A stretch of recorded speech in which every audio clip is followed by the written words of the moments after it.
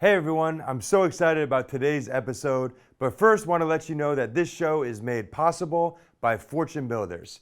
I also want to take a minute to invite you guys to an amazing opportunity to learn from some of the top experts in the real estate industry about how to get started in real estate or scale an existing business to the next level. Fortune Builders is hosting a one-day webinar to help you learn about real estate investing in today's market. So throughout the show, if you feel like you're ready to get started, go to fortunebuildershow.com to register. Again, that's fortunebuildershow.com to register. If you're watching on YouTube or Facebook, you'll find a link right below the show so you can get there that way as well. And please remember that the content of this show and every show is for educational purposes only. Myself or our guests are not going to be providing any legal, financial, or professional advice. If we share specific results, they are attributed to an individual or a business, and we can't guarantee the results will happen for you, those earnings or the income will match those figures. The bottom line is there's always risk when investing in real estate. You can make a lot of money or you can lose a lot of money, and it's hard work. But that doesn't mean we can't have fun doing it. So let's get into today's episode. From a team that has $1 billion in real estate investment experience. A show to help you learn the strategies and systems it takes to get started investing in real estate. This is the Fortune Builders Real Estate Investing Show.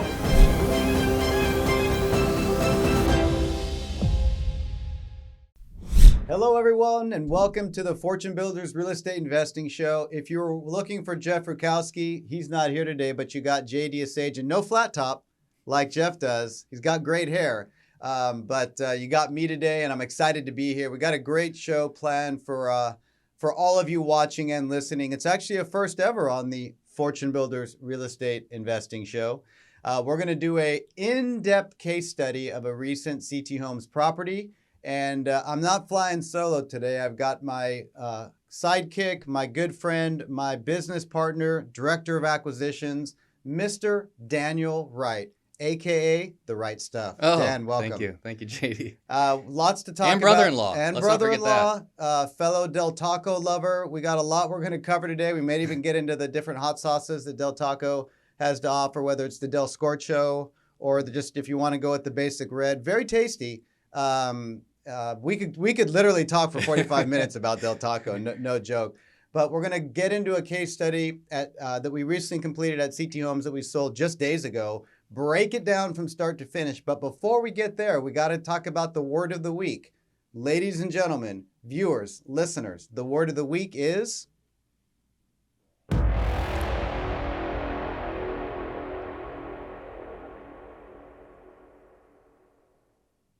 ADU. ADU. That is an acronym. Don't think it's, what's ado? Ado? No, it's French, JD. It's French. It's French for, I don't know what that means.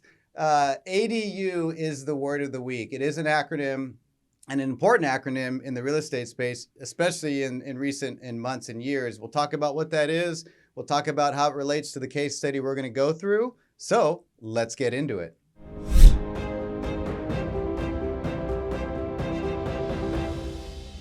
Dan, in all seriousness, welcome to the show today. Thank you, JD. Thanks for having me. Good to have you, Dan. Always an honor to be here. Well, it's an honor to have you here. Thank you. Now, we got three choices for topics today. Ooh, okay. I'm going to let you decide. Number one, we could talk about world politics. Ooh, that's a good one. Okay. It could be a good one. Yeah. All right. Number two, we could talk about Del Taco and the different types of hot sauces. Actually, I got four choices for you today. Okay, even better. Okay, so number two is the different types of hot sauces that Del Taco has, and we know them well, you and I. Yes. Number three is we could talk about who has better French fries, Del Taco or Red Robin. You know I'm a fan of the French fry. That's an endless debate right there. Endless debate, 45 minutes at least. Number four, we could do our first ever in-depth CTHomes case study live here today on the show. Now think about it for a second. Yeah, those are four solid options. They're very solid options. I think we'll have to go with world politics. Okay. Well, shoot, I wasn't prepared for that. Well, that'd be at the bottom of the list, though. Okay. Seriously. Yeah, so what's your choice today? And we can pepper in different topics on each. Yeah, if it was closer to lunchtime, I'd say Del Taco. Mm. But today we should probably do a case study. If that's the first ever. That's a good idea, and I'm glad you said that. Yes. So, with the start of the new year recently behind us, we thought we'd do some new things on the show. And one of them is at least monthly, we're going to shoot for an in-depth case study of a recent CTHomes transaction. What a lot of listeners and viewers know is that, right upstairs, almost from where we're sitting, is the CTHomes office where we do over 100 transactions each year. Dan, as the viewers and listeners have heard from before on previous shows, is the director of acquisitions, but he does much more than just, manage the acquisitions. And we're going to talk about that in this case study. But what we haven't done is actually break down a recent deal, literally like how we found it and the learning lessons there, how we rehabbed it, why we did what we did, how we sold it. Did we sell it at what we thought we would, or did we sell for more, which this case study highlights that. And then some key takeaways. So, I thought we would do that today and have this be more consistent sort of activity. And as you know, because I shared what property we're going through, we got a good one. Yeah, this is it's a great property. I mean, there's a lot of learning lessons here, so I'm definitely excited to get into this one with you. Well, then why don't we do that, Dan? So there's a lot that we're going to go through in the time that we have. We're going to try to keep it to 45 minutes, and we're going to give you the key takeaways of this particular transaction. When I say we sold it days ago, literally days ago, I mean, it was less than a week ago we sold this property. It's so recent that we haven't even closed out all the numbers in QuickBooks. So some of the numbers I'll show you and we'll teach you, or a couple of them are estimates when we get to the sales side, but they're accurate estimates. But before we get to sales, let's talk about the acquisition strategy and how we bought it. So what we're going through now, we don't own this property anymore because we sold it, is 3501 Grimm in San Diego, California, 92104, correct? That's correct. North Park is a neighborhood in San Diego, very popular neighborhood. For those of you that aren't familiar with the San Diego market, I'll show you where it's at. But first, I should say the three words that, or the three things that make real estate, very attractive, or that people always talk about being important are, Dan? Location. Location. It's funny, JD. We were actually yesterday talking about the L word that is the most important right now in real estate, right? And you would think it's location, but it's liquidate. You need to liquidate so you can buy properties. That's what buyers are having to do right now. Liquidate. That's a great lesson. That is also important. To give everyone a visual, for those of you that are watching, for those of you that aren't watching, that are listening, the home is pretty centrally located in the San Diego market. We have a lot of unique neighborhoods in San Diego, not unlike other cities across the country. But San Diego, for those of you that have been here or haven't, we have got a lot of great coastal properties. We have some really, really, I don't like the word trendy, but cool neighborhoods. Hipster. Yeah, you get your beard kind of wax and you twist up the ends. And Are you doing that soon? I'm trying to. Okay. I just don't know what kind of wax to use yet, but I'm working on it. Fun neighborhoods, great restaurants, walkability, older homes. Again, this isn't unique to San Diego, but this particular home is smack dab in the middle of, I would probably say, if not the number one, maybe the top three kind of cool, hipster, trendy, fun, walkability neighborhoods in North Park. Would you agree, Dan? It definitely is. I mean, you're right near, this particular home is very close to Balboa Park, which is where the San Diego Zoo is, and many other cool features. You can literally be at the water, whether it's Mission Bay or at the ocean, very quickly. So again, very well located. And those of you that are watching right now are seeing where it's at on the map. We're going to talk about a couple of numbers, but before we do that, and dates of when we bought it, Dan, why don't you break down, if you would please, how the property came about, where we located it, what marketing strategy, a little bit about, the seller and the acquisition and negotiation, so we can teach the group about that. Yeah, so this property was listed on the MLS, multiple listing service. Another acronym. Yeah. Yes. Another acronym. And it was listed by an agent that we hadn't worked with before. So, we knew his name. He does a lot of listings. We've learned over the years he doesn't like working with investors, as some agents, they are that way, and that's just how they are. But that doesn't stop us. We're still going to offer on it if we see potential. So on this house, it was listed at $755. So that's he priced it right. Yeah. It was a clean house. It showed pretty well. You know, it had solid floors. It was clean. He did know that it had some foundation issues. It had a cracked stem wall. So that was disclosed to us at the time we bought it. Verbally. Verbally. Yeah. He told us because we called and we wanted to find out more about the property and see if it could be a potential fit for us. He told us that 3 sisters had inherited the property. Okay. It was a rental. Okay. And he was the property manager. So we're starting to hear some motivation. Everyone that's listening or watching, Yep. right? Starting to develop and hear with Dan sharing some of the motivation behind the seller. Mm-hmm. Exactly. So he knew a lot about the house because he managed it for years. He knew the ins and outs of it. But he wasn't the most friendly. He's like, you guys, I know how investors are. And he just had a bad stigma with investors. But our goal was to change his perception, as we like to do with agents. And so he told us no blind offers. You guys have to go see it, which is fine. Yeah. We shot over not there. uncommon. Yeah, for not agents uncommon. to want that to happen.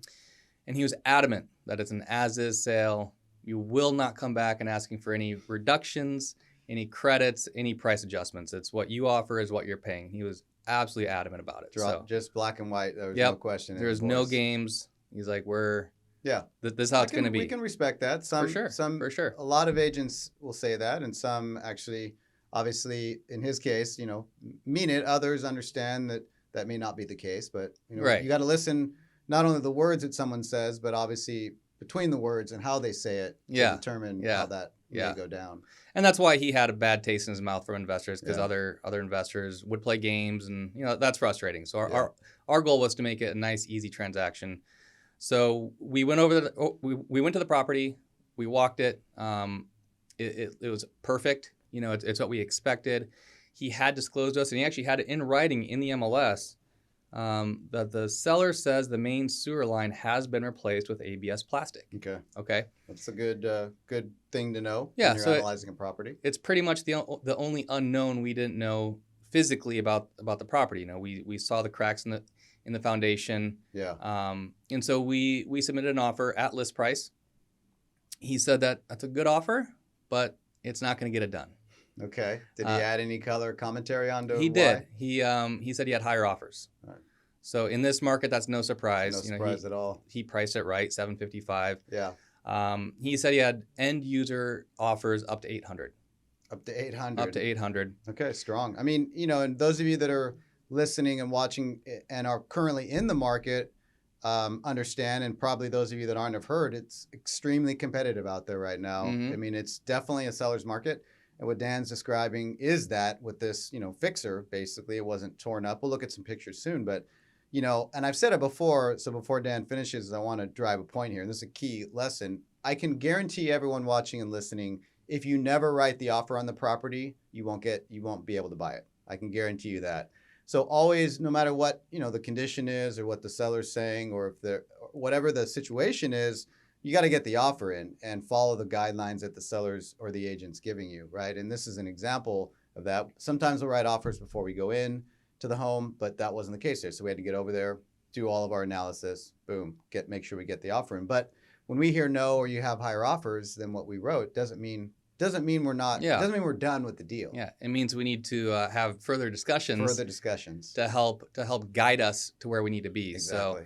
So, it's all in the follow-up. You can't just formulate your offer, send it to the agent, and then hope the phone rings saying, "Oh, hey, congrats, we're taking it." It just doesn't work that way. So it takes 3 to 5 calls to keep asking, where do we need to be? What do the other offers look like? And not every agent shares exactly, but with the right questions, we can get guidance to where we need to be. So he had said... It's a great point, everyone that's listening and watching. 3 to sometimes 4 conversations on these transactions with the seller or the agent to get to where we need to be by asking the right questions. That's right. So he had told us they had 800, up to 800, but the 3 sisters who inherited it knew that there's foundation issues. Financing could be difficult for a traditional buyer. So the agent had told us if we were within striking distance of 800, close, maybe somewhere between where we were and they are, we could get a deal done. Okay. Excellent information. It was very helpful. Yeah. Excellent information. So that number was 785. So, we asked him, we started at 775. Would 775 get it done? Testing the waters. Yeah, testing it. He's like, not quite. we had another 5K out of that, another 5K. So we arrived at 785, and he's like, hey, if you guys are at 785, put it on paper. I think they'll take that. Okay. So it's like, all right, well, we've heard what we needed to hear. We did that. He reminded us again, it's an as-is sale. Don't ask for anything. He definitely wanted to drive that point home. Yep. So on this one, we got the numbers up. Perfect. Yeah. So you can see there the contract price was $785. That's what we offered. He didn't want to represent us on the purchase, and some agents are wanting to, some don't. We always ask. We always ask. It's up to them. them. Their option. Give them the option to make that decision. And in this case, he did not. Yeah, he said, you know what? I have 3 other properties that I'm going to sell for them. Those aren't a fit for you guys. Those are nice properties, but this one, he's like, I don't want to do that. I don't want a conflict of interest. You guys represent yourselves. Yeah, and that's good to just stop there, and I can elaborate on that. Some agents, not all of them, but some look at representing both sides as a conflict of interest. You can look at it that way. I think if you do it properly, it isn't. But some agents just don't want to do that. Right. Yeah. So don't automatically assume that the lesson there for those of you listening and watching is don't automatically assume that every agent's going to need or want to represent you. And some cases they don't. And this is one of those. So ask. And then as Dan's going to go through here in a second, depending on that answer, you can formulate your numbers around that because there's commission to be added into the transaction, et cetera. But when you ask them to tell you, now you're putting them in the position of power and making them feel confident and comfortable that they're the one driving the transaction. They're making the decision, which is a good thing rather than just assuming one or the other. Exactly. Yep. So on this one, the commission was $20,000. It was $19,600. So although the contract said $785, with us bringing in 2.5% commission, we're applying that towards our purchase price, making effectively $765. So one of the reasons, amongst many others, that someone on our team, whether it was Than from day one or me shortly thereafter, would have our license is this reason. We can represent, as an example, on this transaction, I represented CTHomes as the buyer's agent. What Dan's talking about is JD Asajan, don't take $19,600 or whatever it was in commission, $19,500, and put it into JD Asajan's pocket. We take that commission, right, and use it to effectively lower our cost basis once we buy the property. So while the contract price was $785, as Dan's saying, I represent CTHomes on the purchase. Our effective purchase price was what you see on the screen, or what I'm telling you now, if you're listening, was $765,400. Yep, and that's a big difference. A big difference. 2.5%. It adds up, especially as you're dealing with $1 million properties. It can make or break us being able to buy a deal. Yep.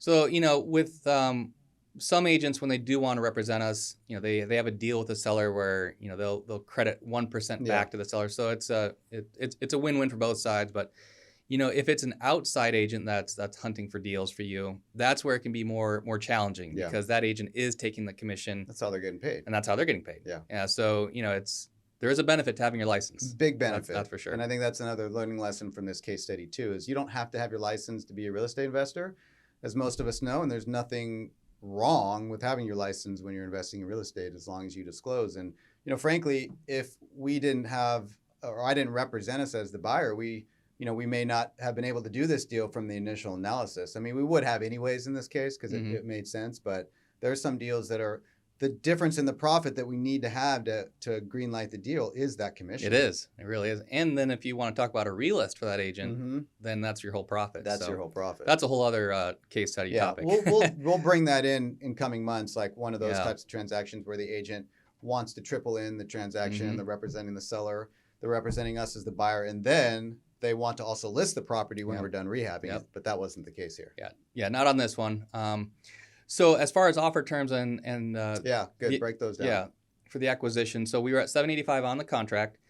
We offered a 9 to 90 day close, seller's choice. So good. Yeah, we knew they wanted 9 days because it's vacant. It's recently the tenants left, but again, we want them to have flexibility. Yeah. So they did. They're in control. They're making the decision. Yeah, exactly. Because we can close in 90 days or take longer if they need it. Do not write a 9-day close in your next offer if you have no ability or don't know how you're going to close in 9 days. Yeah. But your fastest closing time frame, And then we do up to 90 days to give the seller the flexibility to decide. Yeah, especially if they want to do a 1031 tax exchange, then they may want more time. Yes. So, again, they have the right to choose. So just make it easy. So that was our timing. We did a large deposit. We did $30,000 so that it would stand out.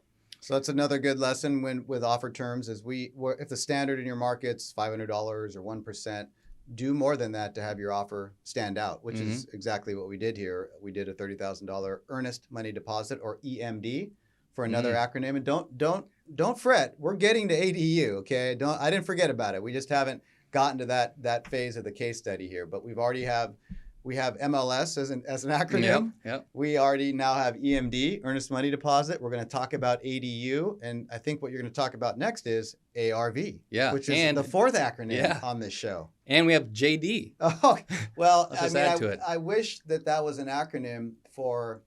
I could come up with something creative there, but the truth is that's actually my real name, as you know, Dan. So it's hard to joke about your real name. It's hard JD. to joke about my real name, although it's been fun over the years, whether I was having a Jack Daniel on the rocks. There's things that you can work in your single days to that acronym, but that's another case study altogether. So talk about the time in the market. Obviously, when we bought it, what we had is the after repair value back last year. Okay, so we get escrow opened. Okay. The sellers agreed on $785. Our closing timeline. We wrote in a 1-day inspection period just to verify. Remember, they told us in writing that the sewer was new. Yeah. Okay. Trust but verify. Exactly. Another good teaching point there. We've been told many times where it's new, and then maybe it wasn't, or they forget, or they got a bid to replace it, but then didn't do the work. But even the agent said, he's like, I can see the new two-way cleanouts in front. So it's a good sign. Yeah, that's a good sign. So we had 1 day. We drove the comps to verify the ARV, the after repair value of $1,025,000. And this was last year when we were analyzing this in late April, right, early March of the year 2021. Yep, solid year. Solid year. And then we had the sewer scoped. So we wanted to verify, just to confirm. A lot of these homes are 100+ years old. As this was. Yep. And when they have cast iron, it can be a mess under there. So again, trust but verify. And guess what, JD? I'm on the edge of my seat. Yeah. It wasn't replaced. Oh my gosh, ladies and gentlemen. Are you telling me, Dan, that someone said something and it wasn't accurate in this business? They confused the two-way cleanout, which was installed within the last 5 years, as a new sewer line. That's a big difference. Big difference. So for those of you that aren't familiar with what we're talking about, most people are probably familiar with the sewer line. It's the part of the home that your poop and pee go out of the house. I mean, when you have kids, that's what you're saying all the time. It is. But what a two-way cleanout is, and on a sewer line, is it's basically a double sweep cleanout that come up out of the ground. So if you need to snake the line towards the street or towards the house, you can clean it out. It's what we put in now, or what plumbers put in now, so it's easier to service and clean out your sewer line. It's not necessarily, as it was in this case, an all-new sewer line. So we scoped it. The clean out was new, which is basically the part that comes up out of the sewer, but the whole sewer line from the house to the street wasn't new. Original cast iron with an offset towards the city with collapsed clay. Dan, I mean, what do you write plumbing over there? We do a lot of things at Wright Construction. We do a lot of things at Wright Construction.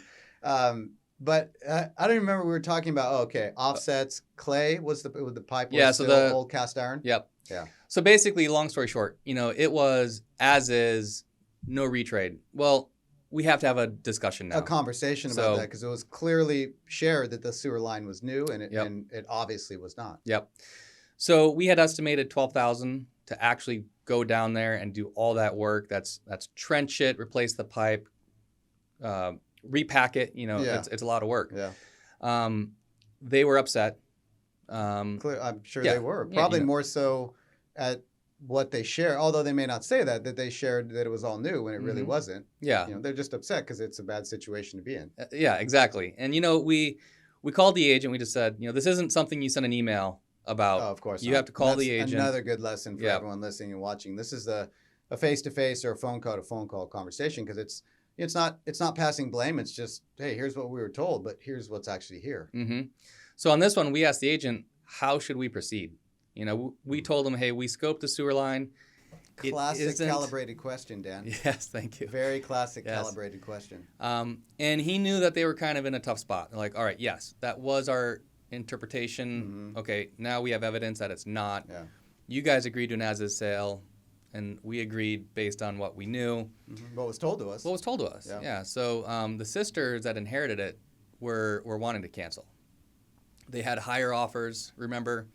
They're like, oh, here we are again, you know. This is a cliffhanger, dude. Yeah, yeah. This is a cliffhanger. Great for everyone to hear and listen and watch and see. So, you know, we had to remind the agent to remind the sisters that that sewer issue is going to be a problem for anybody, not just us. The next guy's going to have the same issue. You know, even though they're hired, they may cancel. We still want to buy it. Yeah.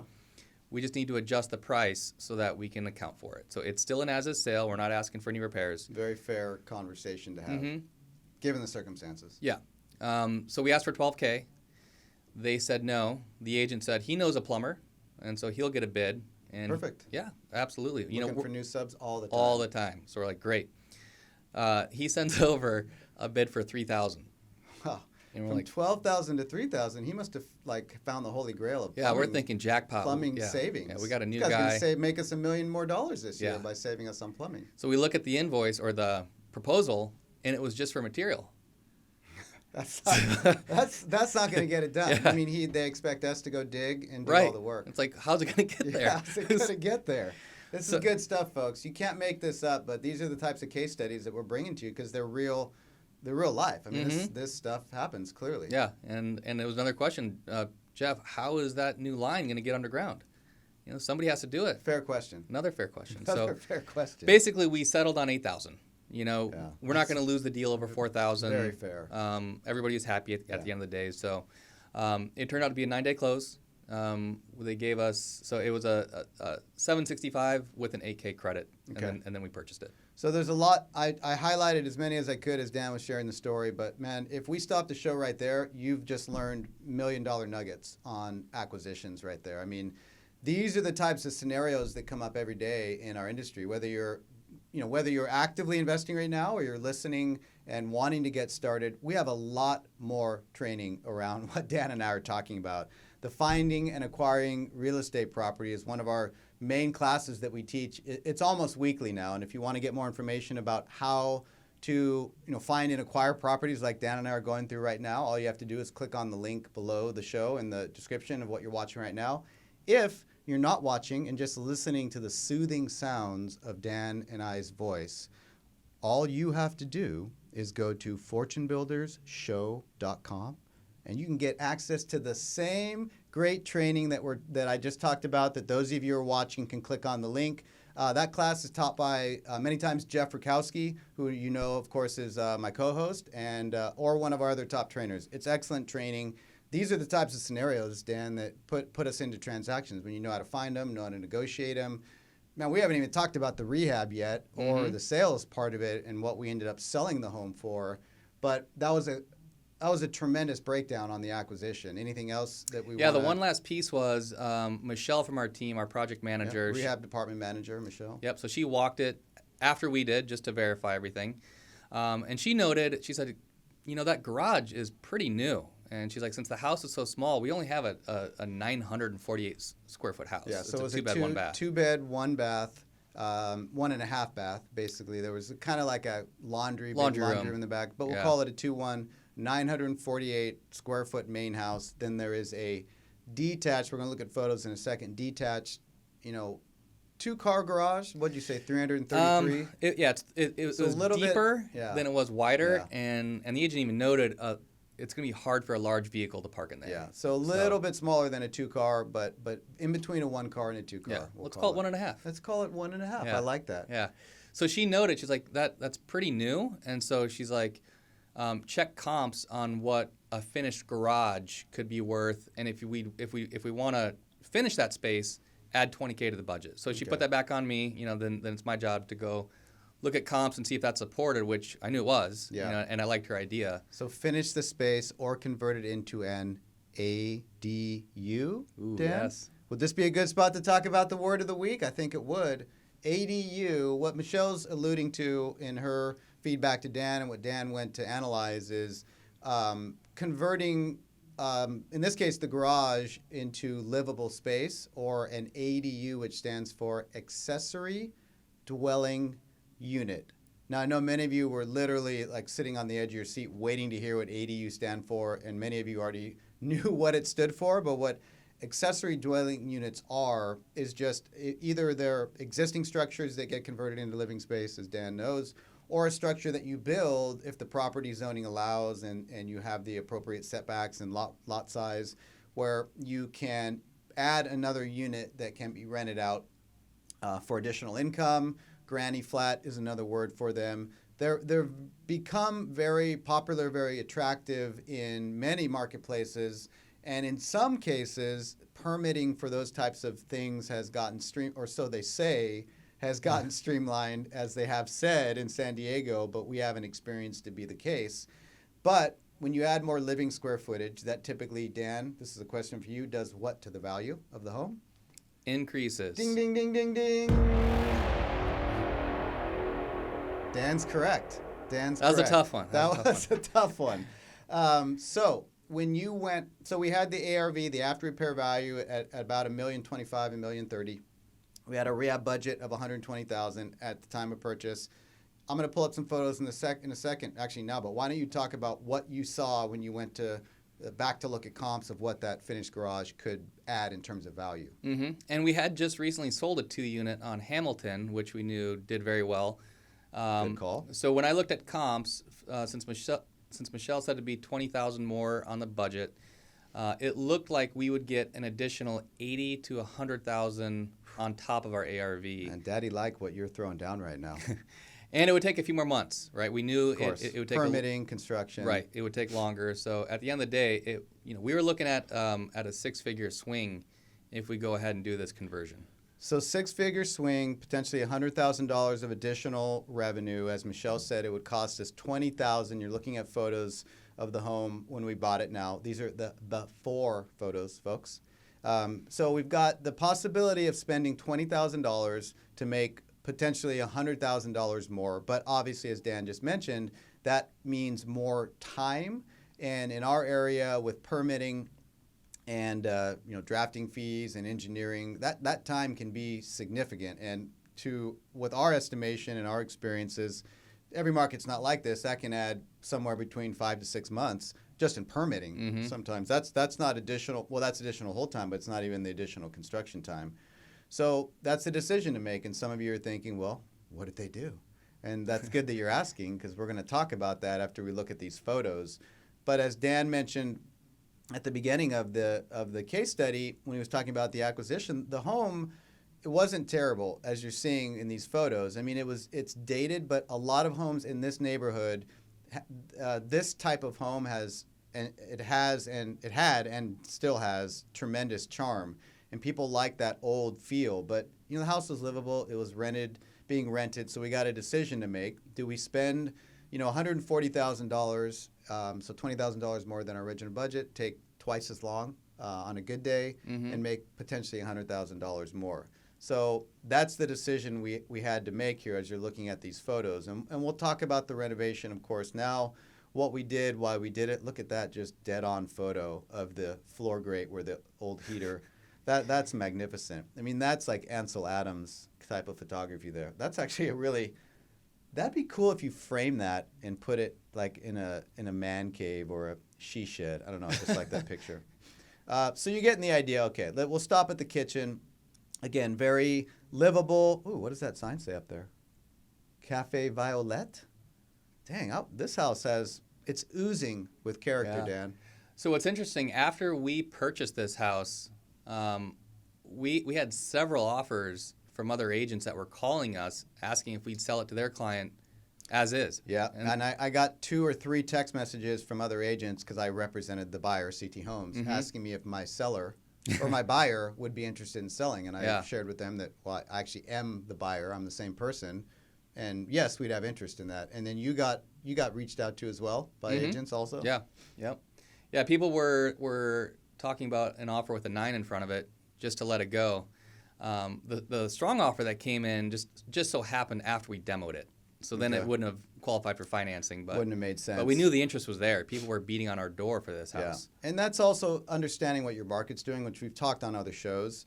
So, going back and listening to those or watching those, we're talking about analyzing your market are valuable because Dan knows the ins and outs of all the markets that we invest in and all the neighborhoods that we invest in San Diego, as should you where you invest. Because if we're knowing and we're calling on pendings, and here's actually a great shot at the garage, we're calling on pendings and we're knowing what those are selling or going into contract and selling for, and we look at, okay, we got a $900,000 offer, but then this pending just went, this property just went pending, and it went pending way higher than what we, had as an initial ARV, and now we're seeing instead of a $1,030,000 number, we might be seeing a 1.1 or 1.2 exit or more. Yeah. Then you're talking. Then you have a serious decision to make, and we made the decision to rehab it because that's what our company's built to do. We've been doing it now for over 19 years, and personally, I love to renovate older homes because they're magnificent.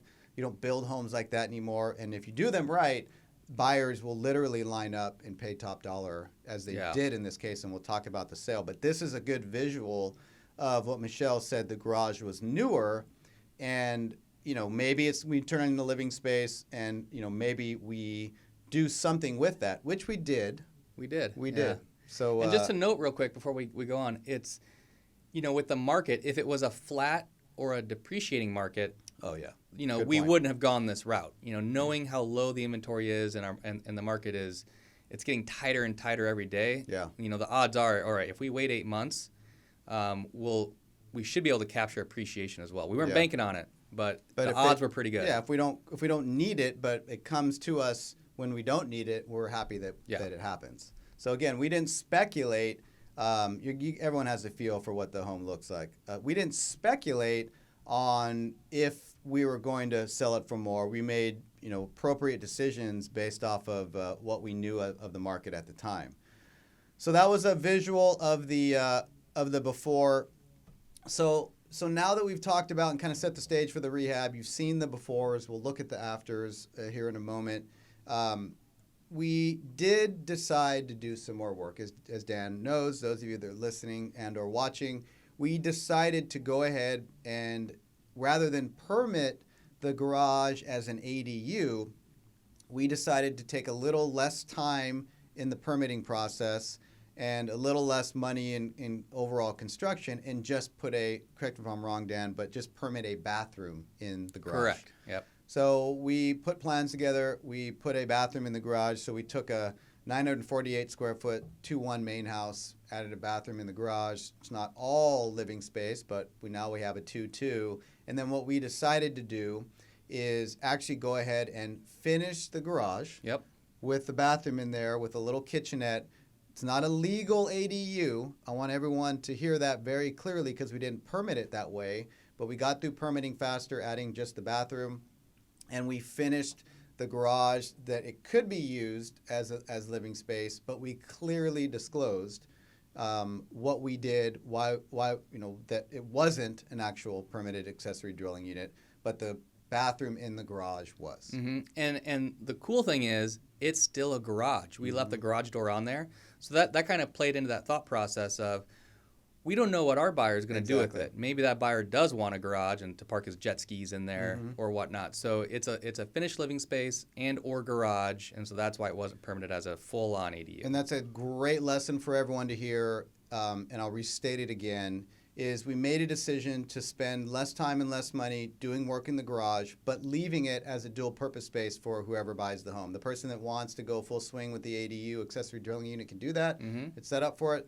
The person that doesn't want that but wants to be able to use the garage as such can do that as well. So we planned ahead for someone to be able to use it both ways, and for our purposes, it really accomplished the same thing. It added value to the home. How much value?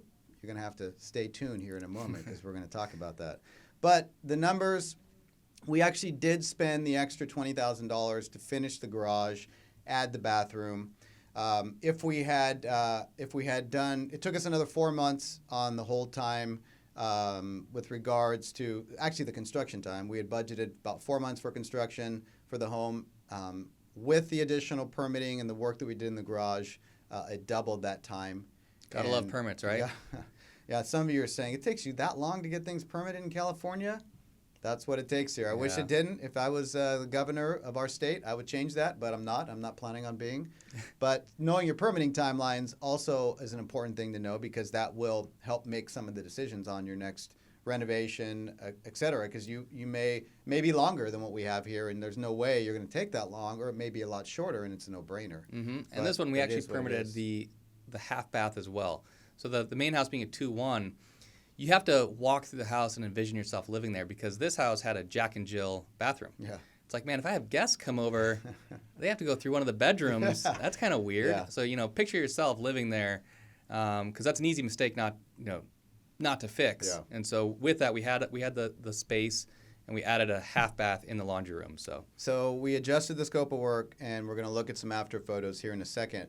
One thing I'll point out before we look at these after photos is when a home is older, as this home was 100 years old, there are things that make the home feel special when a home is that old, whether it's the siding on the outside, whether it's a certain kind of trim, whether it's the columns in the front. I mean, this is quintessential craftsman, North Park, in your face. People love this. Mm-hmm. If you renovate a home and you take out all the charm that home has, there's a possibility you can actually change the value in the wrong way.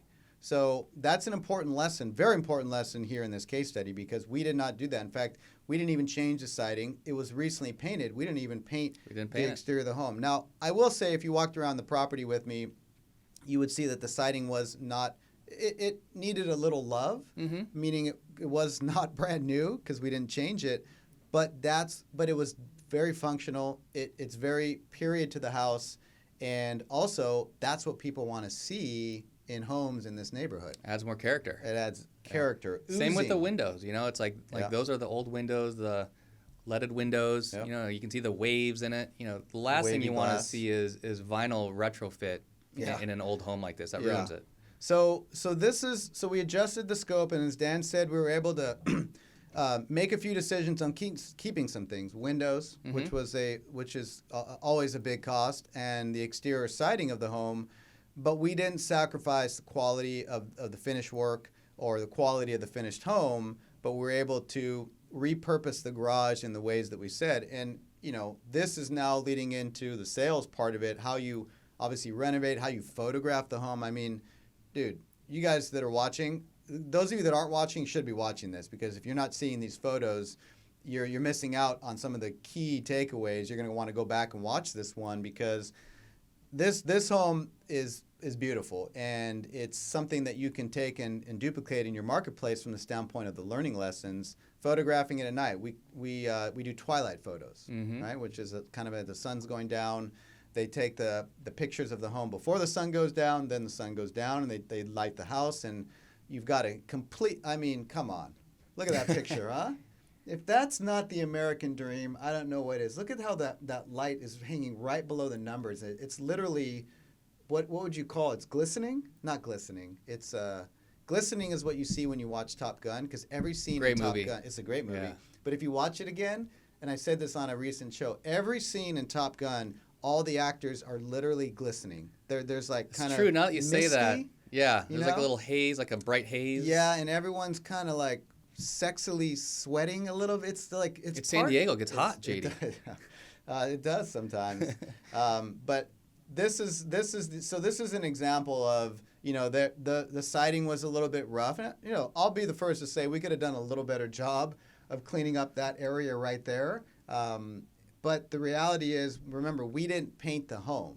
It was already painted, and the paint was in very good shape. So we decided to leave it that way because of the market that this home's in, and what the other comps were telling us we needed to do, or not need to do in this case. So there's the inside of the home. Scope of work, new kitchen, obviously new bathroom. We'll look at that in a second. Refinish the existing floors. We added the half bath and the laundry room, which is just behind the kitchen in this photo.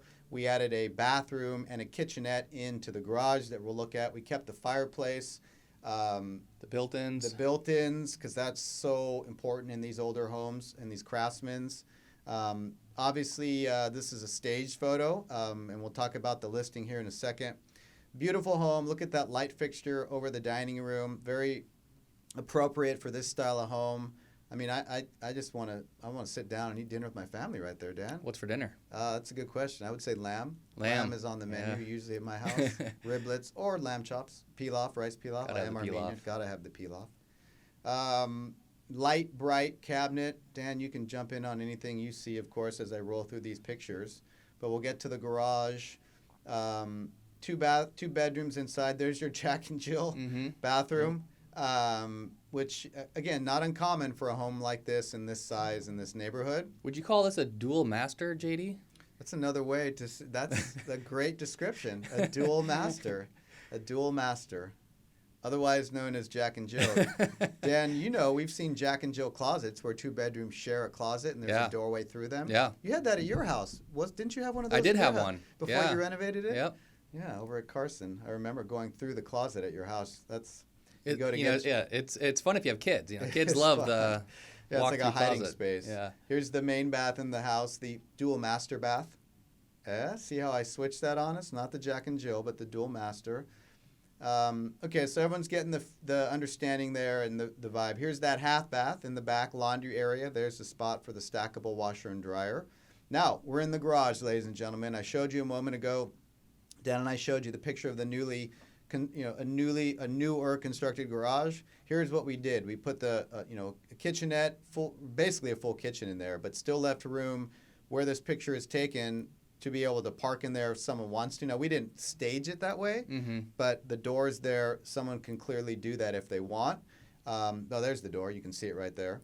So someone wants to park there or turn it into an office, whatever they want to do, we've left it up to them. Here's that bathroom that is permitted. This space here, the kitchen area, is not permitted, which we clearly disclosed, right. Not only verbally to the buyers, but in writing multiple times. We have it in the listing as well. So we're not trying to hide anything, but we're presenting what could be there. Frankly, if someone bought the home and they didn't want that there, we would take it out. We'll put it in the next house. We'll put it in the next house. But as you're listening or watching, very few people would ask us to do that. But if they did, we'd be prepared to do that.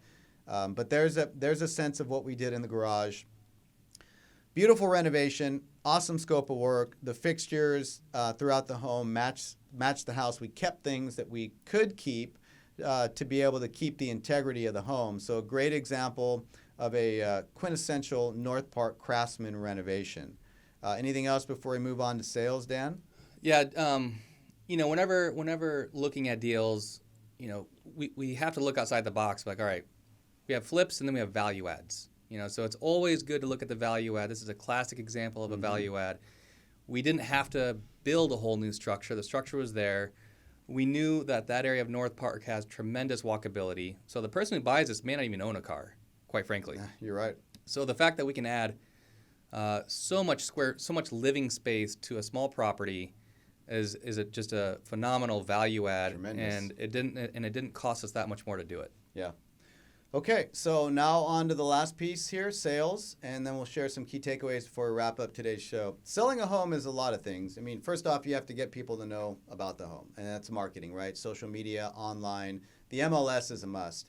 So crafting a great listing is vital.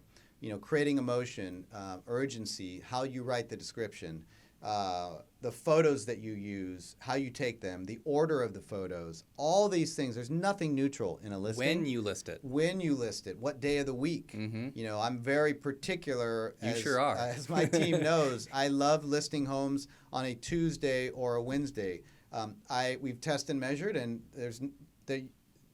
sometimes we'll list homes later in the week, but in our experience, when you list homes in the middle of the week, Tuesday or Wednesday, a lot of agents and buyers have like weekend hangover on Monday, and on Friday, they're already at the weekend. So when we list in the middle of the week, Tuesday or Wednesday, we typically get more momentum towards the weekend if we're doing open houses, more momentum towards more offers. We can get into escrow faster. There's just a lot of good things that happen. So again, there's nothing neutral in a listing. So here you'll notice, well, if you're not watching, you're not seeing this, we listed the home at $1,199,000. So that's different than what we estimated the after repair value to be because markets change. They go up, they go down, they go up, they go down. In this market, or in this current environment that we're in, many times they're going up. So Dan, why don't you talk about what we do throughout CTHomes so everyone can hear it, hopefully get it in your notes and implement it in your business, how we stay in touch with the market on, let's say, a home like this on Grimm as we own it to determine what the value change could be up or down during our ownership.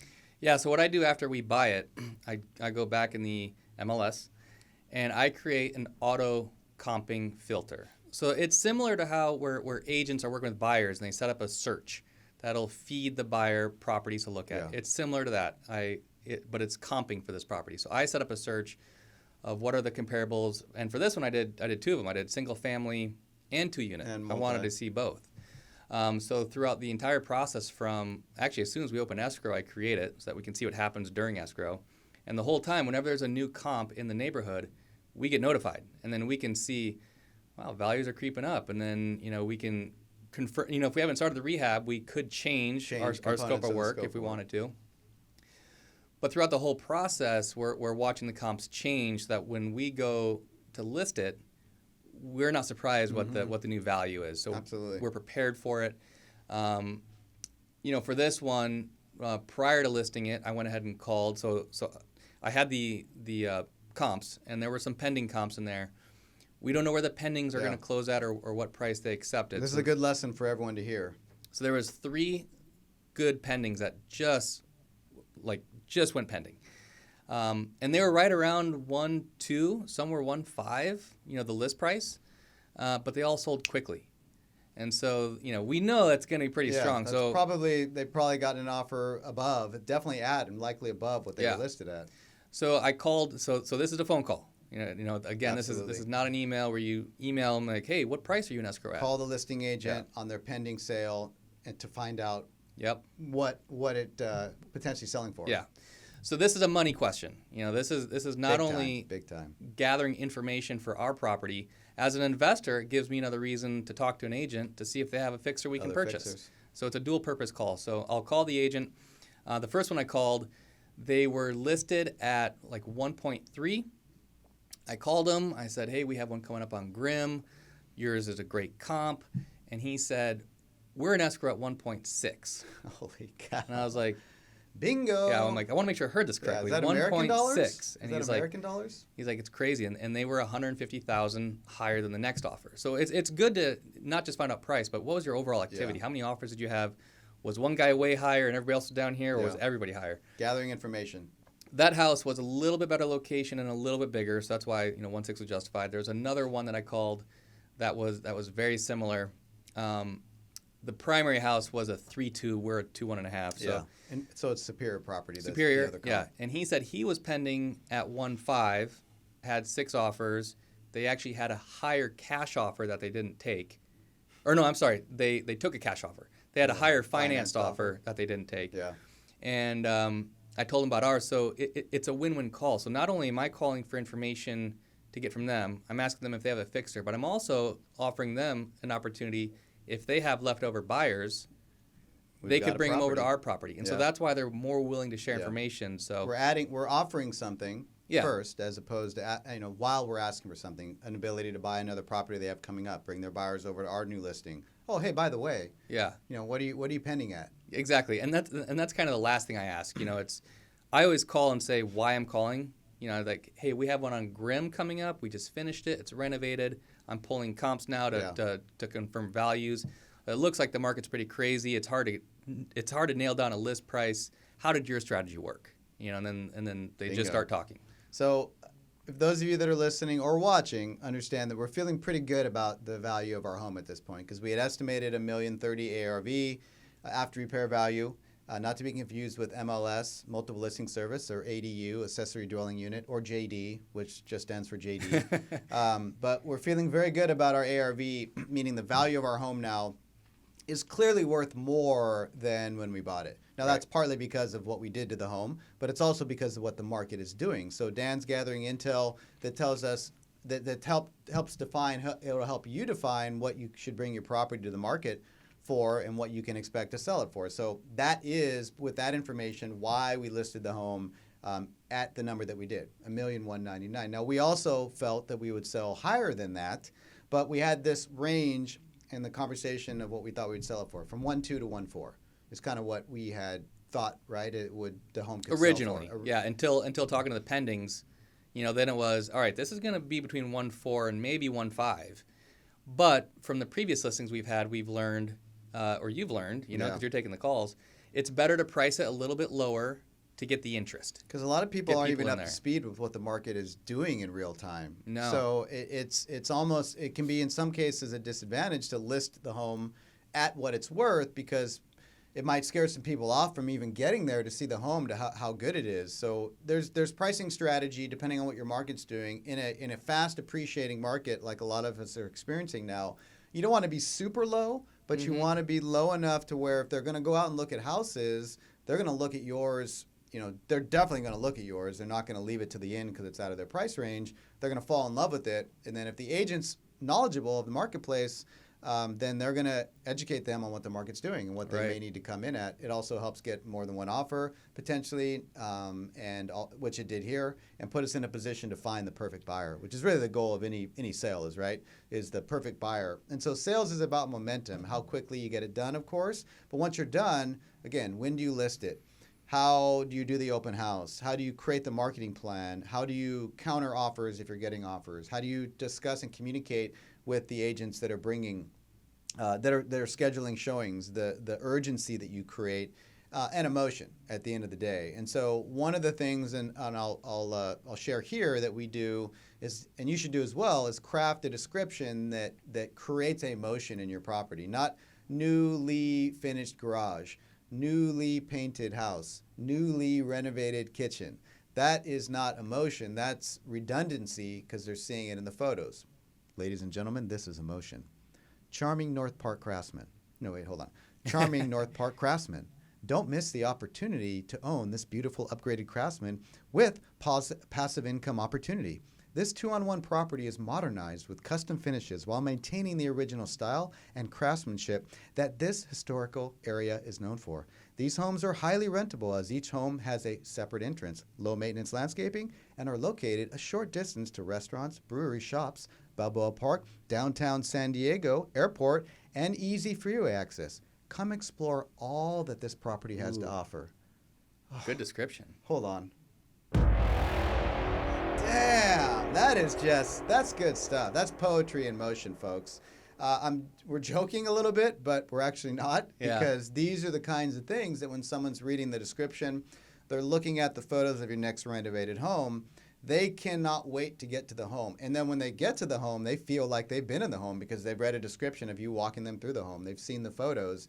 And now all of a sudden, you get a strong offer, or you get multiple strong offers, or you get 41 offers like we just got on the property we listed last Friday. Not this home, but last Friday, we a couple days ago, listed the home within days. We have more than that now, but I mean, I'm not guaranteeing you when you write a great description, you're going to get multiple offers, but it will help.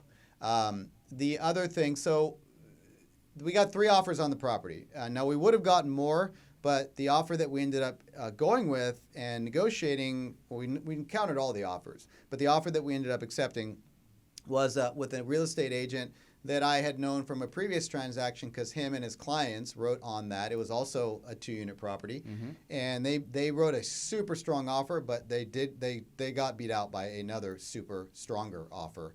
And so when that happens, and I have another property, or you have another property coming up that could meet their needs, I let them know about it. So I told Rick, hey, Rick, we've got another 2-on-1 possibility in Grimm for your clients. Go by and look at it. He did that. So he already knew about the property, and he called me 2 or 3 times before when he lost out on 31st that he offered on with his clients to when we were done, asking me when Grimm was going to be done.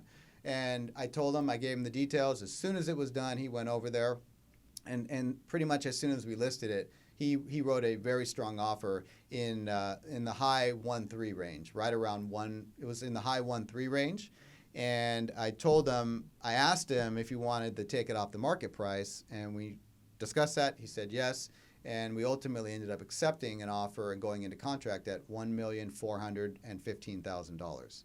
And that was before the weekend? That was before the weekend. Yeah. And so that's good too, right? Because you listed on a Tuesday.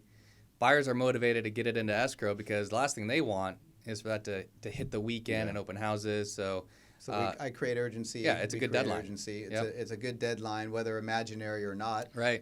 All deadlines are pretty much imaginary to some degree, meaning they can move. There might be consequences, but creating a deadline and using it to help in the momentum of the negotiation and the transaction is another lesson here on the sales side. Last thing I'll leave you with on the sales side here and some learning lessons, and I've talked about this before on different podcasts, is we do something within our program, within our sales cycle, you should as well, where we offer some things that aren't normal or customary to offer right out of the gate. So we quote unquote certify our properties, and what that means for us at CTHomes is we provide things that they may not get looking at other homes. So we prepay for our home warranty for our buyers. We, in some cases, not on the case of Grimm here, but in some cases, we'll get a home inspection on the home once we're done for them. And they may opt to not get their own home inspection, although most people will and should. We already have escrow opened in most cases. We already have title pulled. These are things that we're going to either have to do anyways or going to get negotiated in the transaction, as Dan knows, but we take care of them ahead of time. Again, momentum, urgency, race to the finish line. For those of you that just got done watching the Olympics recently, right, when you have momentum and you have the wind at your back, or in the case of the recent Olympics, the wind at your face. My gosh, that wind in Beijing was gnarly. But you get what I'm saying, right? And you create that momentum, and you get to the closing table a lot faster. So that's what the certified process is. So bringing this thing, speaking of finish line, Dan, see how I just parlayed into that? That was well done. Thank you. Bringing this to the finish line, here's our final wrap up and our final numbers here of this first ever CTHomes in-depth case study with Mr. Dan Wright of maybe future Wright Plumbing. I don't know. Wright Construction. Just right. Yeah, it's the right stuff. It's the right stuff. It is the right stuff. And JD Sage in here to wrap this thing up. As a reminder, we bought the home for $765,400. That was after we took the commission that we talked about in the beginning as me representing CTHomes as the buyer and put it back into our cost basis to lower the cost basis. We bought the home in March of last year, the end of March of last year, original ARV of $1,030,000. And we talked about how that value changed and why and how we assess it. Yep. Our market value at the time of sale was a sliding scale, and I'm not saying that to be vague, but the properties that were pending hadn't closed yet. Yeah. But we felt good about the property being able to trade in the 1.4, maybe plus range. Yeah, that market value was definitely based on recent solds. Yeah. Right. At the time of listing. At the time of listing. So that's why like solds are good, but what's happening now is pendings. Yeah. So yeah, the market value was definitely correct based on current solds. And we spent $140 on the renovation. We literally sold this days ago. Financing cost was $66,000. For those of you that aren't watching, I'll read the numbers. Our transactional costs, financing costs is our cost of money that we borrow from our bank and our private lender in second position. Transactional costs, commission, closing costs, escrow, title, those kinds of things, $46,000. These are estimated numbers because we're not 100%. We don't have all the closing paper. Well, actually, we do as of this morning, but that actually came after this show because that's how recent this is. So about $46,000 in transactional costs, utilities, insurance, etc.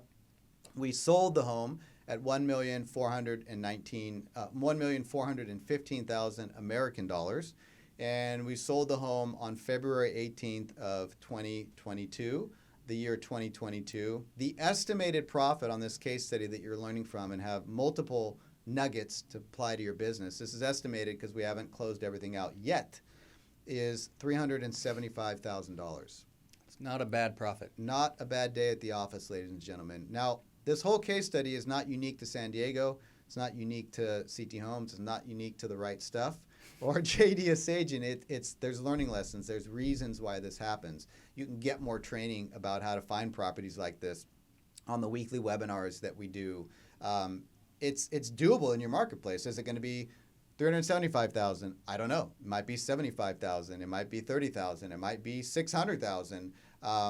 Those I don't know. But if you follow proven methods that we talk about on this podcast, if you implement strategies that we've taught you in this case study, you can perform on your next transaction better. You can make money on transactions and in your marketplace. man, that was a lot that we just covered right there. Yep. Good transaction. And it all goes back to that very beginning. You know, if we had listened to that agent who was kind of discouraging working with an investor, you know, somebody might have just not even offered on this. Yeah. You know, that's why it just goes, we always talk about just submit an offer and call and follow up that they got the offer. Absolutely. You'll never get this profit if you don't make the offer. Yeah, you'll never get any profit if you don't Yeah. make the offer. So I hope everyone enjoyed the learning lessons in this case study. For those of you that were watching the photos, for those of you that were listening, obviously the points that Dan and I brought out that you can implement on your next transaction. This is something that we're going to do more frequently. I'm going to shoot for once a month.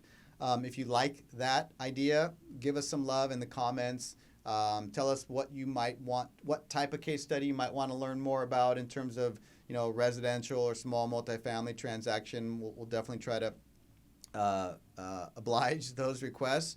But let us know if you like this show.